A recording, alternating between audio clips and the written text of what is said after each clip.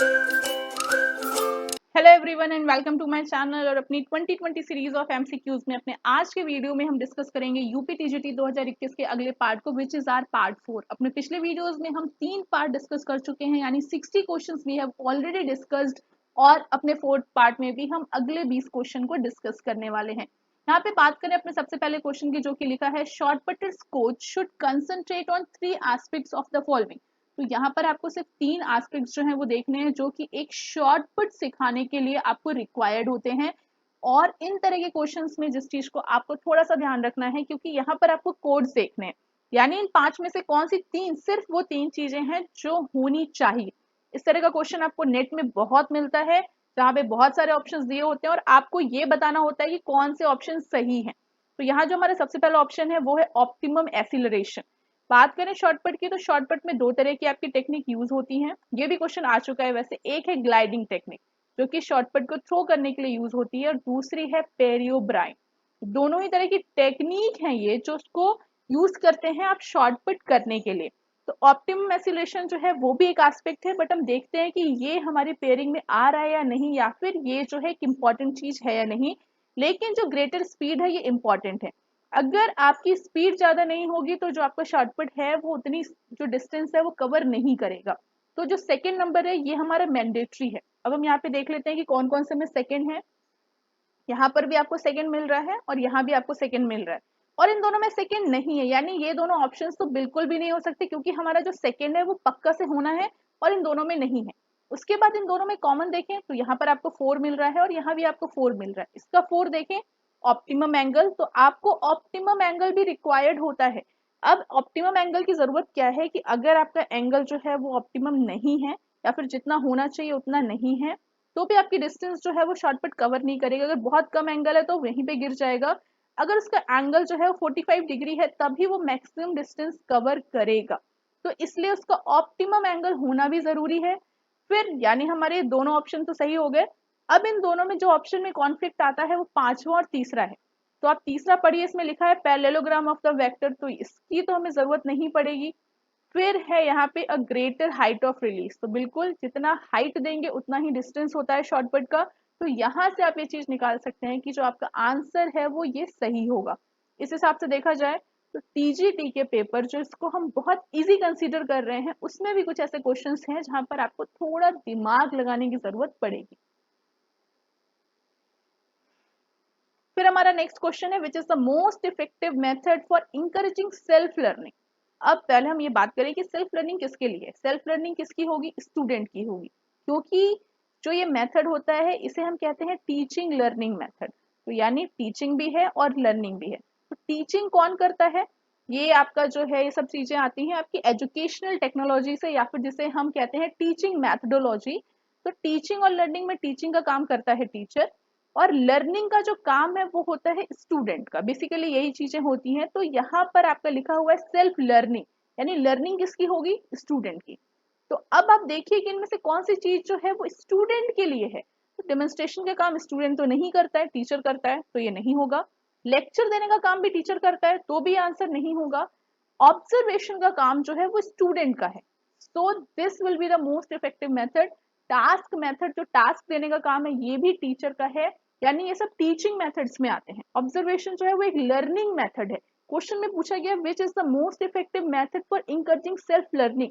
इस तरह अगर आप क्वेश्चन को समझ रहे हैं तो आप सही आंसर लगाएंगे, क्योंकि होता क्या है कि इस तरह के क्वेश्चन में हम ये इतना सोचते ही नहीं कि टीचिंग है लर्निंग है, हम सारे मेथड को एक जैसे समझ लेते हैं, तो हमारा जो आंसर है वो मोस्ट प्रोबेबली गलत हो जाता है। फिर हमारा नेक्स्ट क्वेश्चन है, which Indian was the first to win world title in badminton. तो बैडमिंटन वर्ल्ड कप सबसे पहले जीतने वाले जो इंडियन थे वो थे प्रकाश पादुकोण, जिन्होंने 1981 में ये जीता था।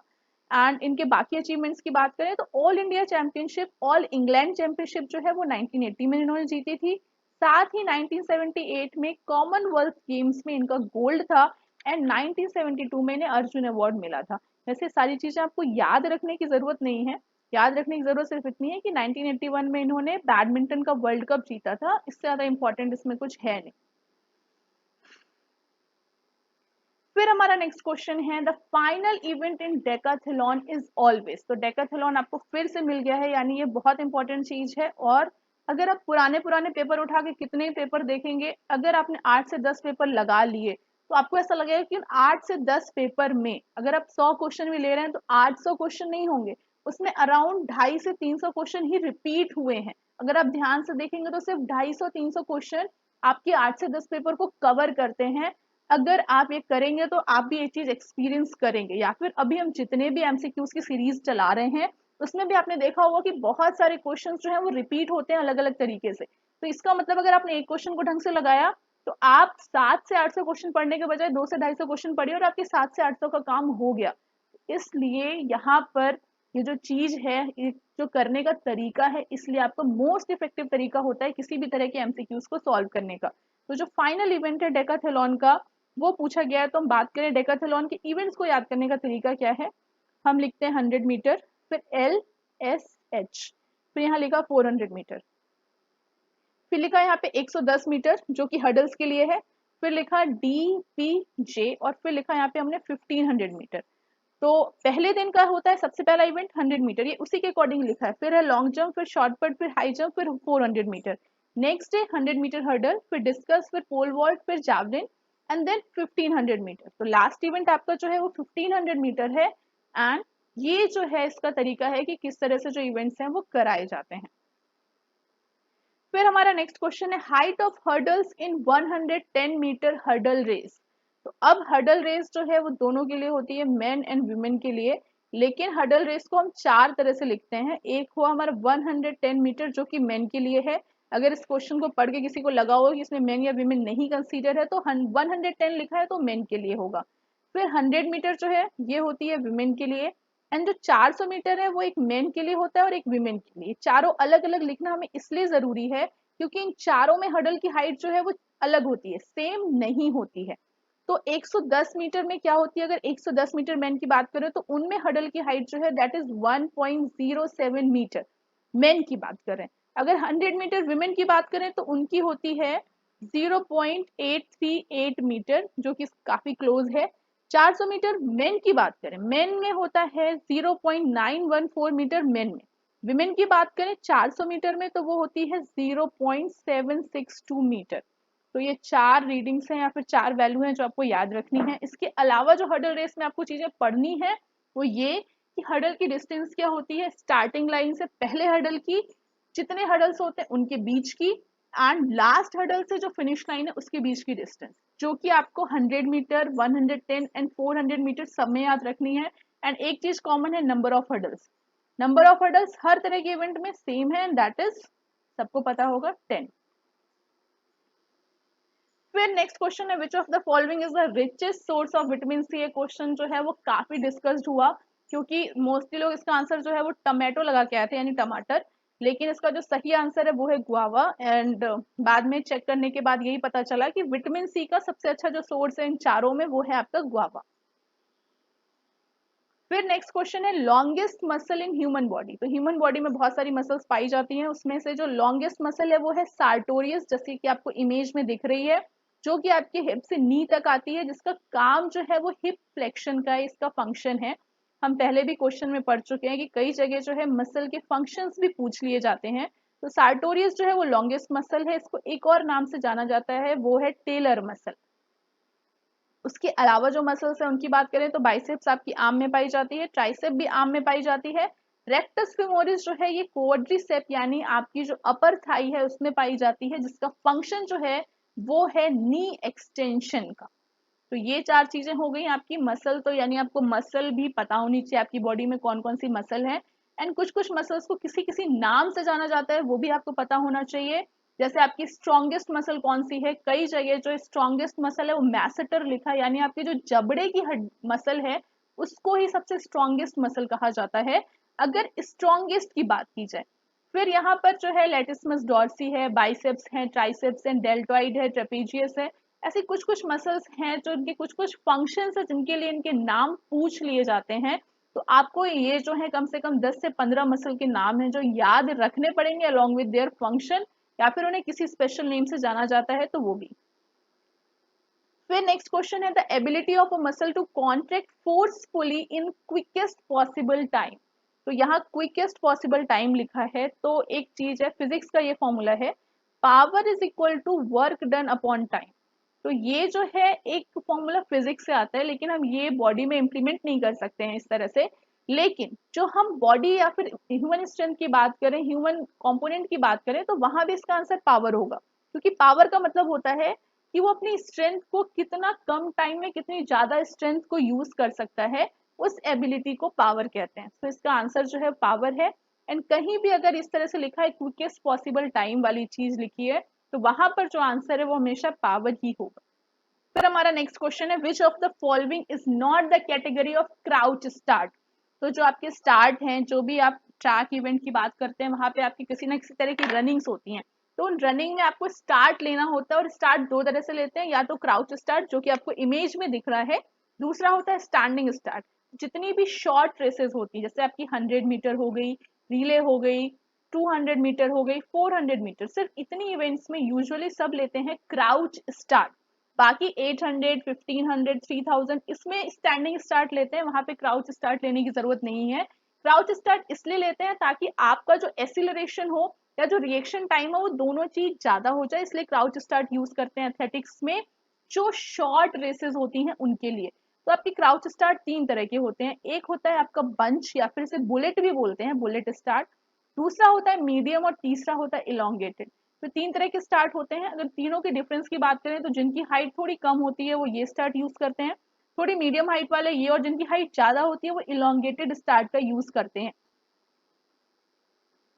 फिर हमारा नेक्स्ट क्वेश्चन है, finish grip is related to. तो आपको डायग्राम में दिख रहा है, जो फिनिश ग्रिप है वो जैवलिन से रिलेटेड है। जो जैवलिन की ग्रिप है वो तीन तरह की ग्रिप होती है, जैसा कि आपको यहाँ डायग्राम में दिख रहा होगा। सबसे पहले इसको हम बोलते हैं वी ग्रिप। वी ग्रिप जो है, इसमें क्या करते हैं कि इंडेक्स फिंगर और मिडिल फिंगर, इन दोनों से हम इस तरह से करते हैं, इसको हम वी ग्रिप कहते हैं। ये जो सेकेंड है, ये है आपकी अमेरिकन ग्रिप। अमेरिकन ग्रिप में क्या होता है कि आपके थंब और इंडेक्स फिंगर दोनों का यूज करते हैं। फिर ये है आपकी फिनिश ग्रिप। फिनिश ग्रिप में क्या करते हैं कि जो आपकी इंडेक्स फिंगर है वो स्ट्रेट होती है, एंड जो आप ग्रिप करते हैं वो करते हैं थंब से और मिडिल फिंगर से। तो ये तीन तरह की आपकी ग्रिप होती हैं, और ये जो इमेज है वो है जाव लैब से। तो इन तीनों ही आप इमेज से समझ जाएंगे कि तीन तरह की जो ग्रिप है वो किस तरह से होती है। तीन तरह की ग्रिप होती है जैवलिन में, एक है V grip, American grip and Finnish grip. फिर हमारा नेक्स्ट क्वेश्चन है, in which country the first football world cup was played. तो जो फुटबॉल वर्ल्ड कप है, जिसे हम फीफा वर्ल्ड कप के नाम से जानते हैं, जो कि बहुत पॉपुलर नाम है, जो इस साल होने वाला है कतर में। जो फीफा वर्ल्ड कप की शुरुआत हुई थी वो हुई थी 1930 में। सबसे पहला जो मैच है वो 1930 में उरुग्वे में ही खेला गया था। जो वेन्यू था वो उसका उरुग्वे था, और जो विनर टीम थी उस पहले फीफा वर्ल्ड कप की, दैट वाज उरुग्वे। जो लास्ट मैच हुआ है 2018 में, वो हुआ था रशिया में। एंड 2022 में जो होने वाला है फीफा वर्ल्ड कप, वो होगा कतर में। तो ये जो क्वेश्चन है ये थोड़ा सा इंपॉर्टेंट क्वेश्चन है, जो कि पूछा जा सकता है क्योंकि रिसेंट है।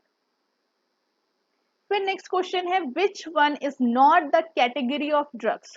तो यहाँ पे ड्रग्स जो है, ये आपका जिस चैप्टर से आता है वो है आपका डोपिंग इन स्पोर्ट्स से, जो कि ट्रेनिंग में आता है। तो उससे पूछा गया है कि इनमें कौन सा जो है वो ड्रग नहीं है। तो ये चार तरह की यहाँ दिख रही है, narcotic, dependents, depressant and stimulant. तो यहाँ जो डिपेंडेंट है वो ड्रग नहीं है, तो इसका आंसर बी हो जाएगा। बाकी की बात करें कि होते क्या है, तो स्टिमुलेंट जो है वो क्या होता है।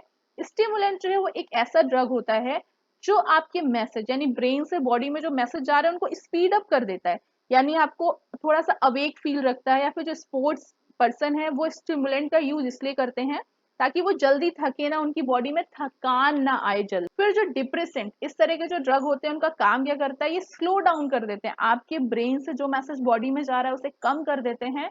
जो कि डिप्रेशन के जो पेशेंट्स होते हैं यूजुअली वो लेते हैं, एंजाइटी जिनको होती है वो इस तरह के ड्रग का यूज करते हैं। साथ ही जो स्पोर्ट्स पर्सन है वो इस तरह का ड्रग इसलिए यूज करते हैं ताकि जो अराउजल है उसको वो रिड्यूस कर सके। नारकोटिक्स की बात करें तो इसका काम है रिड्यूस पेन, ये पेन को रिड्यूस करने का काम करता है। नारकोटिक्स जो है बेसिकली आपके पेन को सप्रेस करने का काम करता है। सो ये जो तीनों है, ये तीनों ड्रग हैं, डिपेंडेंट किसी भी तरह का ड्रग नहीं। फिर हमारा नेक्स्ट क्वेश्चन है, रंगास्वामी कप जो है वो किस गेम से एसोसिएटेड है। तो ये हॉकी से एसोसिएटेड है, जिसकी शुरुआत 1928 में हुई थी। और ये जो मैच है या फिर ये जो कप है वो होता है सीनियर मेंस के लिए, जो कि एक नेशनल टूर्नामेंट है। फिर नेक्स्ट क्वेश्चन है which of the following is called power house of the cell. तो काफी इजी सा क्वेश्चन है, माइटोकॉन्ड्रिया को power house of the cell कहा जाता है। ऐसे ही लाइसोसोम को सुसाइड बैग कहा जाता है, राइबोसोम को प्रोटीन फैक्ट्री कहा जाता है। तो ये जो है इनके कुछ नाम हैं जिनसे इनको जाना जाता है। तो ये क्वेश्चन भी एग्जाम में कई बार पूछे जाते हैं। फिर ये क्वेश्चन है which of the following is not related to football. तो पेनाल्टी एरिया जो है वो फुटबॉल से रिलेटेड है। ये वाला जो एरिया होता है जिसकी डिस्टेंस जो है यहाँ से 18 यार्ड है, इस बॉक्स को हम पेनाल्टी एरिया बोलते हैं। एंड यहाँ पे एक स्पॉट होता है जो कि 12 यार्ड की डिस्टेंस पे होता है, जिसे हम कहते हैं पेनाल्टी स्पॉट। तो ये दो चीजें हो गई। ऑफ साइड हम पहले भी डिस्कस कर चुके हैं कि वो क्या होता है कि अगर कोई भी प्लेयर जो है जो दूसरी टीम का है वो बॉल और डिफेंस प्लेयर से पहले चला जाता है अगर और एडवांटेज लेता है, तो that is called off side. Trapping जो है वो भी फुटबॉल से रिलेटेड है, लेकिन जो अंपायर है ये फुटबॉल में नहीं होते। फुटबॉल के गेम में जो होते हैं वो होते हैं रेफरी, इसलिए ये जो अंपायर वर्ड है ये फुटबॉल से रिलेटेड नहीं है। फिर नेक्स्ट क्वेश्चन है Uber cup is associated with. तो ये हम पहले भी डिस्कस कर चुके हैं थॉमस और ऊबर कप के बारे में। थॉमस कप जो है वो बैडमिंटन मेन के लिए होता है, जबकि जो विमेन के लिए होता है वो होता है ऊबर कप, जिसकी शुरुआत हुई थी 1956-57 में। ये जो है 2-2 साल के इंटरवल पे कराया जाता है। एंड ऊबर कप जो है वो विमेन बैडमिंटन का एक इंटरनेशनल टूर्नामेंट होता है। फिर नेक्स्ट क्वेश्चन है which of the following instrument major height. तो हाइट को मेजर करने के लिए इनमें से कौन सा इंस्ट्रूमेंट यूज किया जाता है, दैट इज स्टेडियोमीटर, जो हाइट को नापने के लिए यूज किया जाता है। बाकी तीनों की बात करें तो आपको यहाँ इमेज में दिखेंगे, ये होता है स्कोलियोमीटर, जो कि आपके स्पाइन के कर्व को नापने के लिए यूज किया जाता है। ये है आपका स्पाइरोमीटर। स्पाइरोमीटर जो है ये आपकी लंग की कैपेसिटी नापने के लिए, फिर वाइटल कैपेसिटी को नापने के लिए यूज करते हैं स्पाइरोमीटर। और ये है आपका डायनेमोमीटर, जो कि स्ट्रेंथ को नापने के लिए यूज किया जाता है। तो यहाँ पर आपको इमेजेस से समझ में आ जाएगा कि इनका फंक्शन किस तरह से होता है। फिर हमारा क्वेश्चन है who said sound mind in a sound body. ये क्वेश्चन जो है काफी कंफ्यूजन वाला है, कई जगह इसके आंसर कुछ कुछ लिखे हैं, अरस्तु और प्लेटो दोनों में कंफ्यूजन है, लेकिन एज पर यूपीटीजीटी इसका आंसर जो है वो है अरस्तु, यानी sound mind in a sound body ये अरस्तु ने कहा था। ये question D triple S B में भी आया था। तो ये क्वेश्चन जो है मोस्टली जगह रिपीट हुआ है, चाहे आप डी ट्रिपल एस बी की बात करें, राजस्थान पीटीआई की बात करें, एनवीएस की बात करें, या फिर यहाँ पर यूपीटीजीटी की बात करें। फिर बात करें अपने लास्ट क्वेश्चन की, that is doctor BC Roy trophy is associated with. तो जो डॉक्टर बीसी रॉय हैं ये वेस्ट बंगाल के फॉर्मर चीफ मिनिस्टर रह चुके हैं, जिनका नाम है बिधन चंद्र रॉय, जिनके नाम से इस ट्रॉफी की शुरुआत हुई।